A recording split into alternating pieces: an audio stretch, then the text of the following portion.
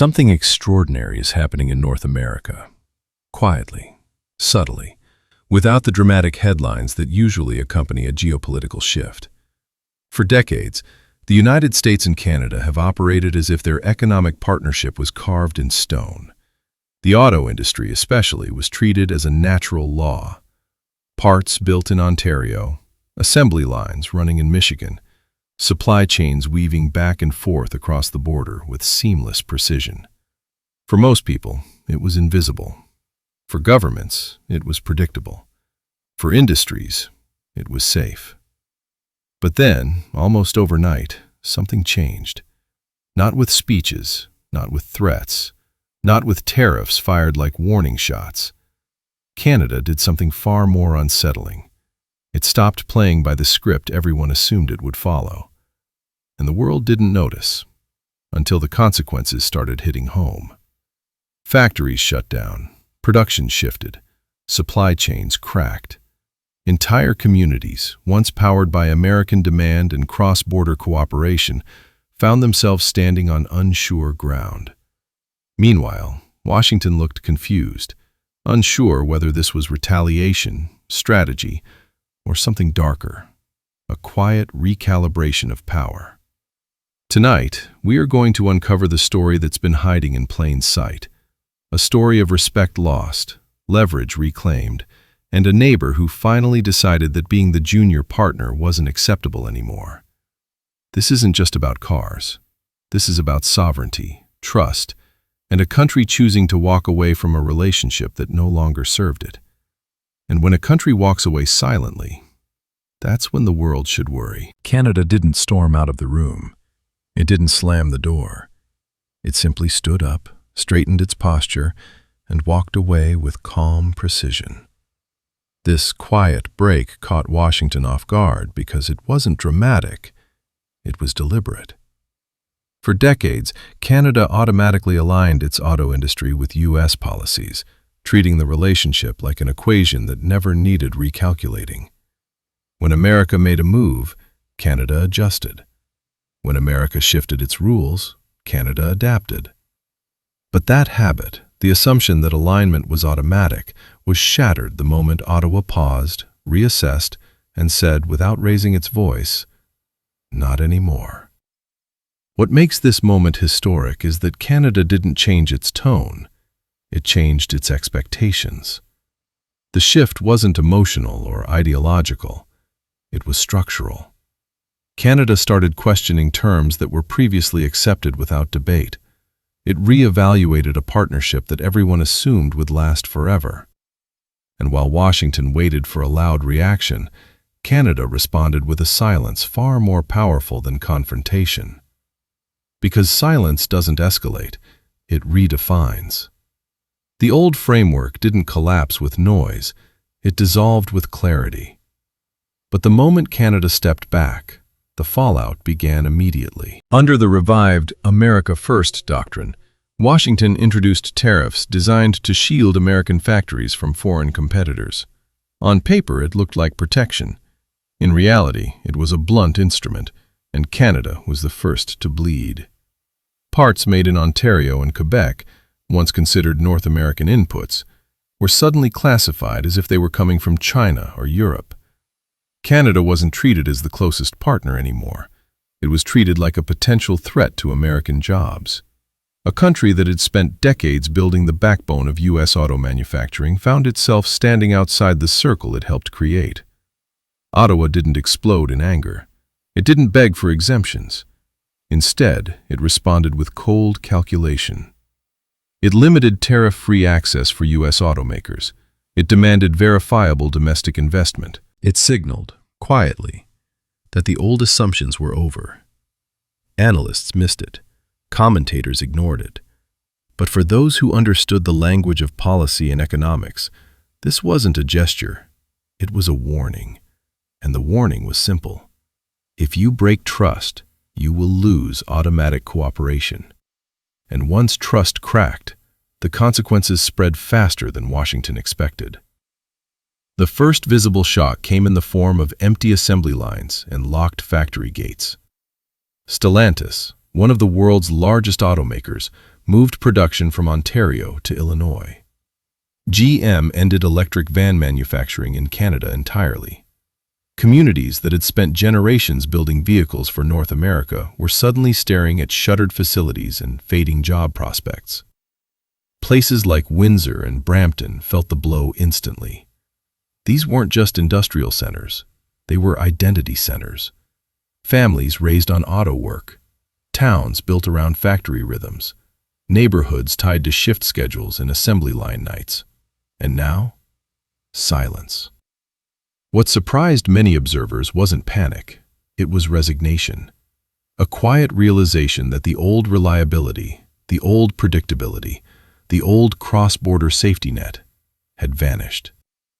These towns weren't just losing production, they were losing the foundation of a relationship they believed was unbreakable. But this was only the beginning, because the disruption didn't stay in Canada.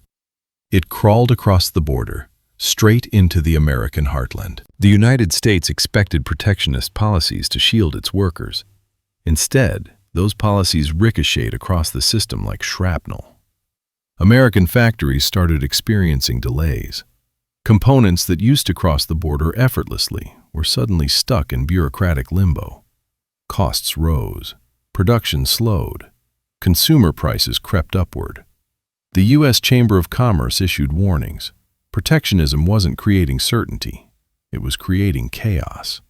The very policies designed to bolster manufacturing in the Midwest were making long-term planning nearly impossible. The logic had broken down. The irony was brutal.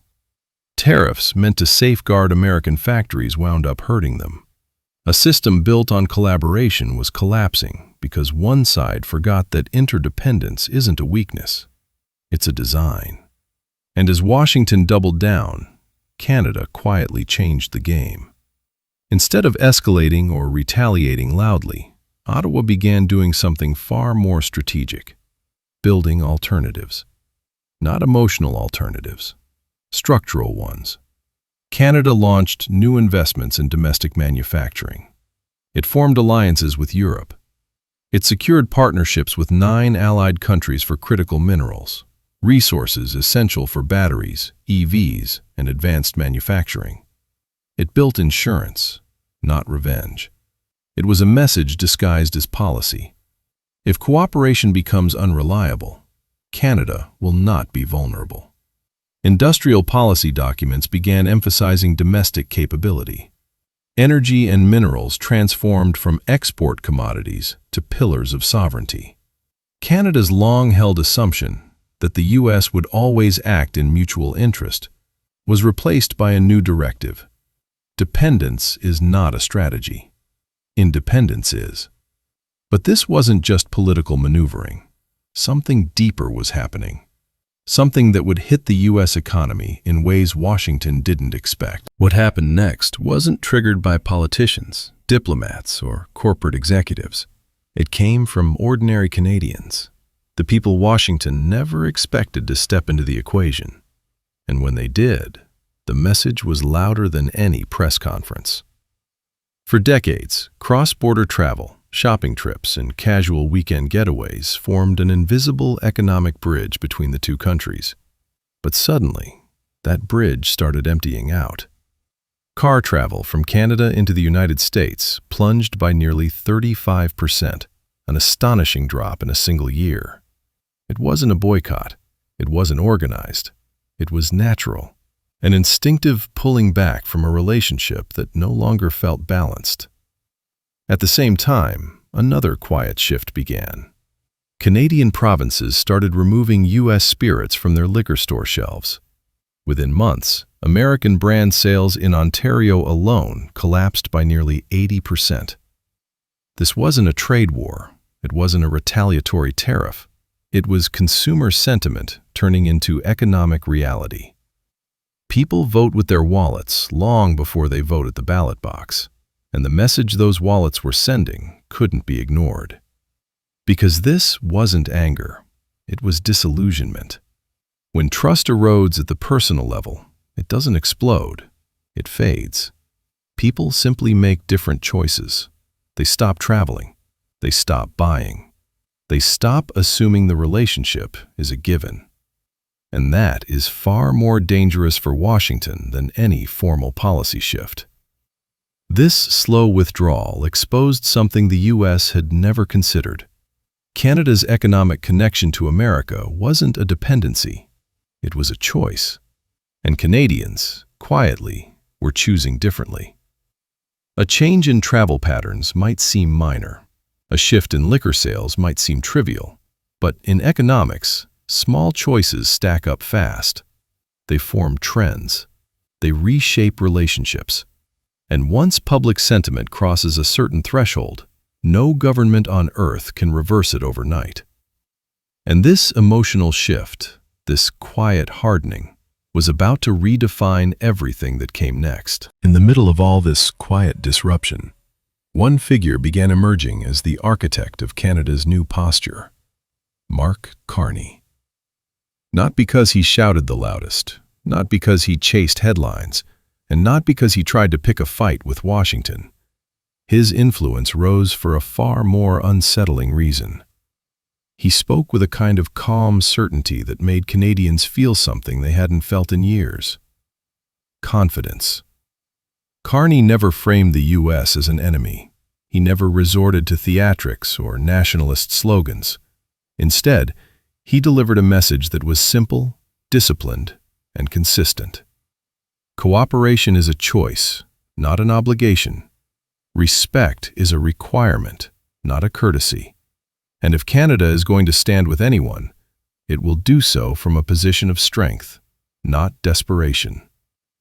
For decades, American policymakers had grown accustomed to Canada aligning automatically, adjusting automatically, supporting automatically. That assumption is gone. Under Carney's clear-eyed doctrine, Canada's partnerships must be earned. Stability must be mutual. Predictability must be shared. And access, especially economic access, is no longer an entitlement Washington can just assume it deserves. Carney has become the steady voice translating a national mood.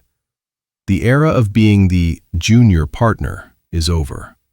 The era of strategic independence has arrived. From critical minerals to energy projects to industrial policy, his influence is visible in every major decision. Canada is no longer reacting to U.S. moves. It's planning its own path first, then deciding whether cooperation fits into that path at all. And this quiet, unshakable posture is exactly what makes Washington nervous. Because a Canada that doesn't need permission is a Canada that can say no. And a Canada that can say no isn't a junior partner anymore. But the most unsettling part for the U.S. is this: the auto sector was just the opening chapter. The real shift is much larger, and it's already underway. If you strip away the headlines, the shutdowns, the tariffs, and the political noise, a deeper truth emerges, one that Washington is only now beginning to understand. The auto industry, for all its size and symbolism, was merely the first visible crack in a much larger shift. What's unfolding isn't a trade dispute or a diplomatic hiccup. It is a redefinition of the North American relationship, and Canada is no longer playing the role that history assigned to it. For decades, cooperation was automatic. Integration was assumed. Respect was implied, even when it wasn't always delivered. But Canada's quiet recalibration has exposed a reality no one wanted to say out loud. The partnership survives only if both sides honor it. And when one side stops, the structure breaks faster than anyone expects. Canada is now operating from a new playbook, one built on diversification, resilience, and strategic autonomy. Whether it's critical minerals, energy independence, defense coordination, or industrial strategy, Ottawa is building systems that do not rely on American stability. That's not hostility, it's preparation, an insurance policy against unpredictability. This shift won't reverse itself. It won't evaporate with a new presidential term or a diplomatic handshake. Once a country realizes it can stand on its own, it becomes impossible to return to dependency. And that's what unsettles Washington most. Canada isn't angry. It's not retaliating. It's not seeking a fight. It's simply charting its own path and expecting to be met as an equal, not an afterthought. So now the question becomes unavoidable. Will the United States adapt to this new reality, or will it watch the foundations of North American cooperation quietly unravel? Because the truth is simple but uncomfortable. The auto industry was just the beginning. What comes next will shape the continent for decades.